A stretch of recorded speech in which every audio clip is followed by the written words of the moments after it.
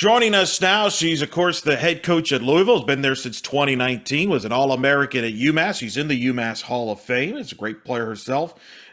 Speak of Holly April's back with us here on In the Circle. Coach, how you doing? I'm doing great. Thanks for having me. Well, let's talk about fall ball. We get to talk fall ball, something that we didn't get a chance to do a year ago. What's it been like to play in the fall ball? You all been on the field. What's it been like?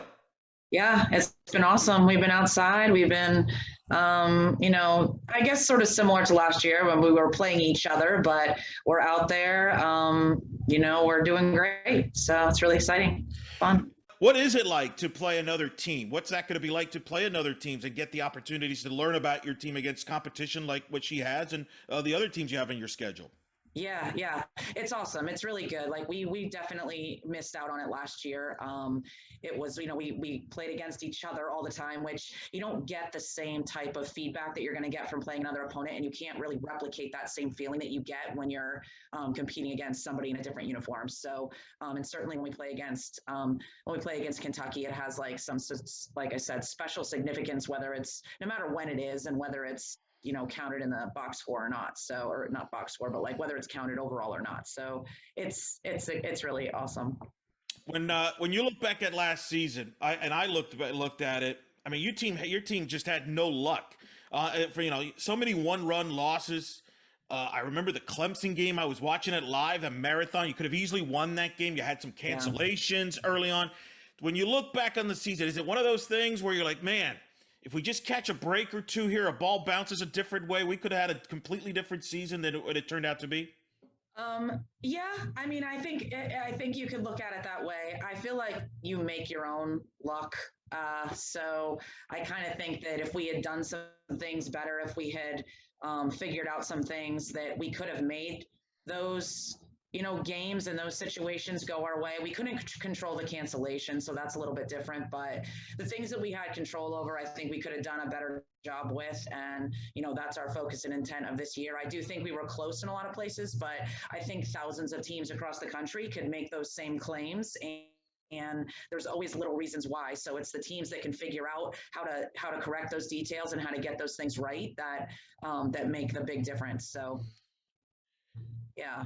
So well, obviously, one of the things this fall, obviously, you got a new assistant on staff, Bryce Neal.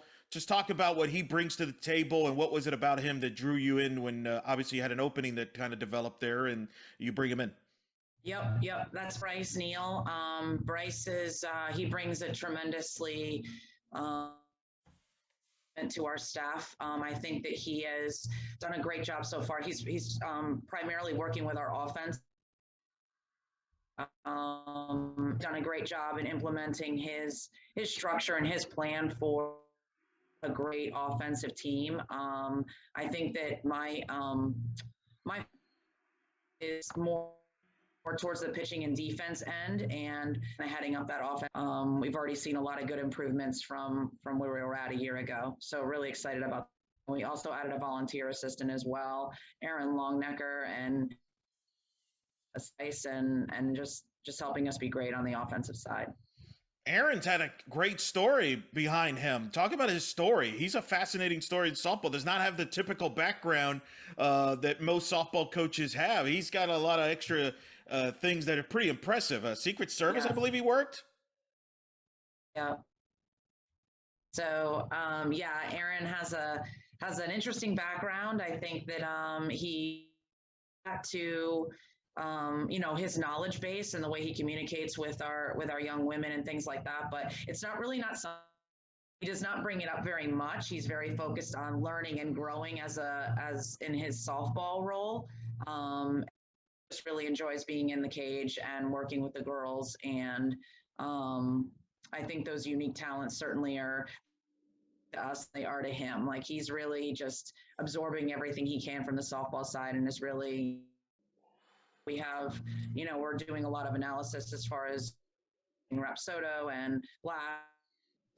Talk about obviously your players coming back. Who are some of the leaders you have? Is that been established in the fall?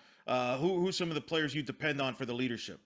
Strong classes coming back. I think we have a great freshman class that I'm really excited about. We have a transfer from JMU, Hannah File, who's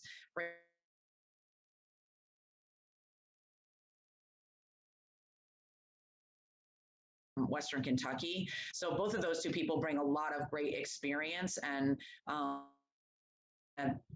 good positive changes to the nature of our team. And I think anytime you can get that experience together, it just really makes a huge difference. Really excited about our freshman class. Really excited returning. So she was one of our top players from a year ago. She's rehabbing a little bit, but she's a big part of what we have coming back, and just a really good core group. So I think that we've made a lot of progress as far as our team dynamic and things like that just in the short time this fall. You mentioned Hannah File and Kendall Smiths. Expand on what they bring to the table that you think could help this team. Yeah, I think just big play experience. Kendall she's in her 5th year, and she was an NCAA regional participant. Kentucky. They played at a level. She's she brings just a lot of good energy, discipline, good mindset, and a high talent level to our group. And it's exciting to have that back behind the plate. Anything time you can have that up where you have strength in your catcher, your shortstop, your center fielder, I think that's really a great thing. And we have a senior. She's one of our returning players, and then probably going to have somebody new at shortstop. But again, really excited about what that looks like. Some time there, and she's a transfer from JMU. She obviously a really strong program there, and she's from the Beverly Bandits organization, which travel team that she brings but also just a lot of experience as far as how to win, how to prepare every day, the focus and the intensity that you need to be great on the field. So we're really excited about all the things that those people are bringing. Obviously, you bring back Cameron Greenwood, all ACC performer, 430 average last season. What makes her so good and huge to have her back for an extra year? Yeah, it is huge to have her back for an extra year. And what makes Carmen so good? She's so versatile, and she has like great poise at the plate. So she has really good power, and she also is fast and has a great one for a hit. So she has a lot of tools in the toolbox, and she understands how to use them. She can run a little bit. So she's just a person that brings like a really high skill level, and she's just a really quality person that just helps our team in all kinds of areas. When you look at your pitching staff, kind of describe your pitching staff going into this fall. What obviously you lose an arm or two, but you bring some arms back. Kind of describe how you feel about your staff right now. Yeah, I feel pretty good about it. I think that Taylor Roby is kind of anchoring it right now, especially through the fall. Gabby Holloway is returning in her sophomore year, and then we're adding a freshman in Sam Boo that kind of makes up the core. And then we have a couple people. We have Peyton Hudson who pitched some innings for us a year ago. That's going to certainly pick up some innings this year and shown some really good improvement coming off her summer. And then Tosh Felder, she pitched a few innings last year as well. She's coming off an injury, so she's kind of rehabbing an injury. Kind of the linchpin to this is Chardonnay Harris, who is rehabbing and coming off an injury as well. And she won't be playing in the fall, but she should be a key addition to our staff. She's a transfer from Auburn, key addition to our staff going into the spring. So depending on how those things come together, I feel like we should have a pretty strong staff on the mound. Is this the deepest staff you've had since you've been there? It probably will be, yes, as we get Shar healthy and we get the rest of our staff, moving in the right direction as far as health. And we're kind of there. We just need a little bit more time. But yeah, it's pretty deep staff. What's the biggest thing you've learned about Louisville here since you've arrived there? We haven't had a chance to talk in depth since your arrival there. What's the biggest thing you've learned in the couple of years you've been there? That we take a lot of pride in I knew this, so it's not really a learning thing, but there's a tremendous amount of pride in the athletic program here and in our fan base and the expectations that are here, and we want to meet those. So, our performance a year ago was not where we wanted it to be, and our goal is to be at the top of the ACC and to make an NCAA appearance and go deep into the postseason, regional, super regional, College World Series. Like that's our goal. And I think that it's not really learning that, but understanding like that's what our field hockey team is doing. That's what our soccer teams are doing. That's what our basketball and football programs, everybody always talks about those, but that's the expectation of every program that we have. And we have tremendous leadership here in our athletic director and in my administrator. And I think that those are things that have really been reinforced to me as I've been here. So. You've been in the ACC for a while now. You've seen it grow. Last year, no different. Clemson, Duke, arriving. Florida State gets to the national championship series within one win of winning the national title. Just describe the growth from the ACC and what you've seen and the differences that you've seen and how the league has grown to now could be a top 3 conference in the sport for years to come here moving forward. Yeah, for sure. Tremendous growth in the conference. I think it shows in the high quality of coaches that are up and down the conference, and the difference that has made in not just the coaching, but also to like the commitment from the universities to our sport. The commitment I think is growing, and we need to see that. And then the sport has obviously grown tremendously, just and not just at the collegiate level, but everywhere. But I think it's shown in the ACC that universities are committed to the sport. So that means funding the sport. That means funding facilities. That means, hiring great coaches and continuity of those staffs. And I think you've seen that across the board, and especially with the new programs that have added. There's a real commitment there, and it is shown in the ability to perform at a high level fairly quickly. So. Now, of course, we're speaking with head coach Holly Aprile, Louisville, here on In the Circle. Now, I mentioned earlier, obviously, you're a UMass alum. You're an All-American, you're in the Hall of Fame at UMass. You and Rachel were teammates at UMass. Danielle Henderson now is the new head coach at UMass. So I have to ask you, as a UMass alum, as someone who's been to the Hall of Fame with Danielle Henderson, who's arguably the GOAT of that school, what was your reaction as an alum when you heard the news that Danielle Henderson would take over the program? Yeah, I was really excited for her. Just really thrilled. I know that she'll take the program in the right direction and that she has a plan in place. She did a great job at UMass Lowell. She knows the area well. She was meant for that job, and just really excited and proud that she's going to be leading them. And yeah. Big coaching tree coming out of that pro school there. Coach Elaine, the legend up there, developed a lot of coaches. You and Rachel, now Danielle, among others. What is it about that school there that's been producing head coaches at the D1 level, at a high level? Yeah, I just think that's a huge tribute to Elaine and how she tutored us, how she mentored us, how she coached us, and kind of instilling that desire to kind of impact other people in the same way that we were impacted by her. And I think that's a huge part of it, just her influence on all of us. You mentioned obviously earlier about going against Coach Lawson and obviously roommate. What's that been like competing against her? I mean, this is somebody you've known for a long time. It's been one of your best friends, but yet you're both competitors, and you're both in like the same state in this rivalry. What's it been like now that you've experienced it for a couple of years? Yeah. I mean, it's really fun to me. Like, I think that, trying to find the nuances to how to beat somebody, understanding like kind of knowing a little bit about them as a person, and then, figuring out how to create strategy to win, and understanding those kind of things. It's really fun to me. I think it's a great rivalry, just, Kentucky, Louisville, obviously. And we are friends. We share like lots of ideas. She helps me all the time with things. But at the same time, when we go out there and play, it's like, let's see what we both got. So I think it's cool. I think we both make each other better.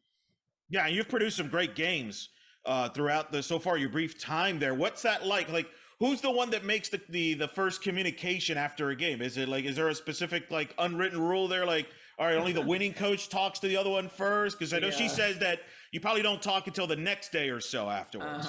Yeah, that's true. I mean, we do have a couple unwritten rules between us, but there's not really one for that. Like the post game, we kind of just like wish each other well. We know we both have, probably big games coming up within our conferences, like after we play, and that there's a big lead up to that game, but then we also got to quickly refocus for a tough conference opponent. We talk a little bit about it and then are kind of looking at how we can get better. If we see things in each other's teams, sometimes we'll talk about that a little bit, like, hey, like certain people and what they're doing. We might try and help each other. But yeah. That's a great point, because when you play in the midweeks, it's a great test to prepare you for each of you's tough competition in conference. With her in the SEC, you're in the ACC. I mean, and your state in general, it's great competition. Just talk about the competition in the state of Kentucky and the growth of softball in the state that you've noticed. Yeah, it's tremendous. I mean, like I was talking earlier about Kendall Smith, and I mean Western, Eastern, who we played this past weekend. I mean Bellarmine just recently became a Division I program, and they're right here in Louisville. There's a high level of competition across the state. Murray's got a great program. So I think that, we're trying to have the, state supremacy. We don't want to lose to each other when we're playing those games. So, and there's obviously a lot of people that know each other as well.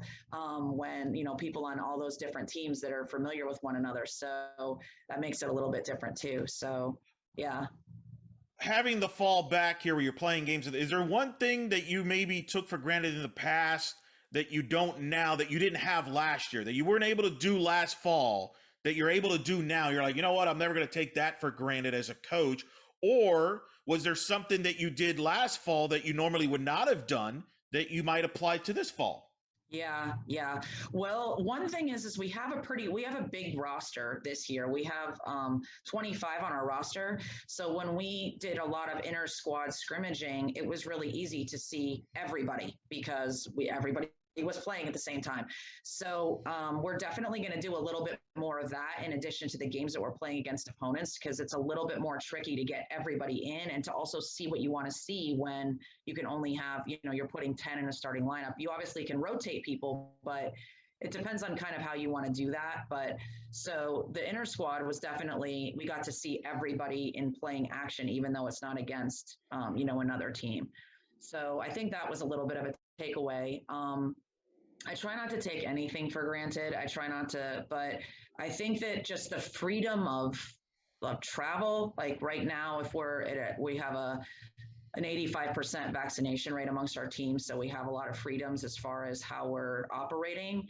I will not underestimate that. Having a team meeting where we can all where no one has a mask on and we can all relate to one another with facial expressions and have all those things, I will never take that for granted again. So it's just a hugely important piece to being able to connect with one another and to have camaraderie, to be able to be in our locker room on a regular basis, all those kind of things that I probably never really thought about too much, but now I really value, to be able to use our space freely. So. And getting to know the players, right? The chemistry that comes with a team that, because I've had coaches already tell me, man, we just didn't have that chemistry early on that we normally would. Right. It happened later in the year, but it was too late by then. Did you have some of that? Absolutely. Team dinners, team gatherings, all of that was all diminished or didn't happen at all. So that ability to come together and connect with one another and have those, get-togethers and chemistry. We've already done a few things like that we weren't able to do a year ago. So yeah, I think that's huge. And probably all of us across the country are sharing that feeling. You mentioned Taylor Roby in the circle there, kind of handling that, but she can also handle a bat. What is she like as a two-way player and bringing the power that she does to the offense, but also in the circle there? How do you kind of use her, balance her, and make sure that she's? I mean, that's a good weapon to have it in both sides. It sure is. She really enjoys hitting. She really enjoys pitching. So She probably the only thing that I have to manage her a little bit is her base running. So, but she really, she has a great work ethic and she really enjoys both of those. So it's not like she finds a way to get in her work and everything that she needs to do, of whether we're, how we're using her time. So she'll spend a lot of time where, sometimes a pitcher that hits has to make some of those adjustments. So she's a real joy to coach in both. Yeah. It's going to be somebody to deal with too. And as the 2022 could do everything, as you mentioned, on the field there. Offensively, you feel this is the deepest offense you have, or do you have some questions and maybe position battles that you still you're curious to find out in this fall and beyond? We still have a lot of I think assessment to do. I think that with a couple additions like I mentioned before, and Hannah and Kendall, those are some immediate offensive people for us that's pretty exciting, Eric. So I think that just kind of getting, like, for Hannah being out a year, getting her timing back, things like that. But this will probably be one of our stronger offensive teams. I think we run well. I think, like I said, with our new class, we have a lot of speed in that class. I'm really excited about our 21 group. Easton Lotus, Corby Otis, both bring a lot of speed. Dylan Cravens, a lot of speed to our offense. So, really thrilled about those things. And I think that, yes, we should be a lot stronger offensively. It's going to, like, the first year that I coached, we really stole a lot of bases. Sid Melton was a big part of that offense. Those are hard people to replace when they're getting into their fifth year of production. But I think with some of the, like, people like Kendall, who's in her fifth year, it kind of enhances that a little bit. So we're probably working a little bit off COVID, like, fifth year people a little less. Like Carmen Greenwood is going to be a person for us like that. But because of where we were in recruiting and taking over a new program, we're a little bit different than maybe some teams that are really loaded from people that are, staying for an extra year. So, but we're still looking pretty good, I think, offensively. The new faces, what has it been like to get reintroduced to them? Because I've had coaches tell me, hey, we're still learning, reintroduced, because you had to do a lot of virtual recruiting before last summer. What's that been like? And who are some of the new faces that Louisville fans will be excited to see here? They'll get to know. Yeah, it's been great. Some of that was virtual through all of it year, but particularly me and myself and Griffin Joyner. Bryce is obviously new, and Aaron, but have a really great relationships and have a really strong understanding for that class. So I mentioned East. She's a big part of that class and is just a really strong player overall, and just a really tremendous talent, but also just a great character kid, and brings a great all kinds of great things to our team. So Corby Otis is somebody that runs really well, has a lot of strong strengths. She's a Corona Angel. Really excited for the things that she's going to do on the field. She's pretty versatile. Maddie Grant and Easton, they're both Bandit kids, and we're really excited about Maddie. She's a great first baseman, has a lot of good tools there, and has some power hitting capability. All across, really, our freshman class, really excited about the new people that are coming in. Dylan Cravens, who I mentioned.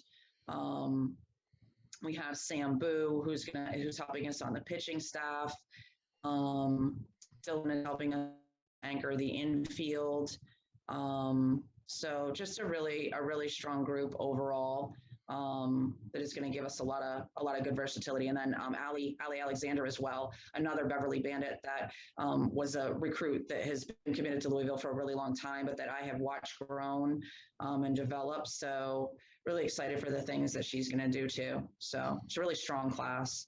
No question. It's definitely strong class. As you kind of go into the fall, and then before you know it, January comes around in February, what are some of the keys for your team to accomplish between now and then to accomplish all your internal goals? Yeah. There's a lot of keys. I think some of those things, like when you were asking me about, so the details of what the team, from even from a year ago and what that looked like. So being able to win those one run games, being able to overcome some of the things that are challenging to us. And I think that that's in chemistry, that's in building relationships with our team, and being able to handle the adversity in a better way. We know there's going to be, every team faces adversity. There's going to be things that happen that we have to overcome, and the ability to do that is being able to stick together and being able to want to work with one another and for one another. So I think that chemistry element is huge. We've been doing a number of things this fall to kind of gear towards that and really lay a strong foundation for the fall in terms of our communication, our, the principles that Bryce is putting in terms of how we're going to hit and work as a unit, as a team, defensively working as a team, and then kind of bringing all those things together. So we have a lot of new elements, but I think that it's all coming together nicely. And then obviously the pitching staff, like that's a huge element for every single team across the country. So I mentioned Chardonnay Harris and then Taylor Roby together. Just Chardonnay being healthy and being able to get out there for us. And she's been doing a ton of work to get herself ready to go. And we're really looking forward to that. So I think just all those things coming together. Well, that's going to be great, and we're looking forward to seeing all of those players on the field, and it's exciting. You'll be, of course, it gets Kentucky this weekend, rivalry there, but obviously helping each other make better, and then the rest of the fall. Before you know it, the season gets going. Holly Aprile of In the Circle of Louisville Head Coach joining us here on In the Circle. Coach, thanks so much for taking the time. I know it's a busy time. Good luck this fall, and we'll talk soon. Thanks, Eric. Appreciate it very much.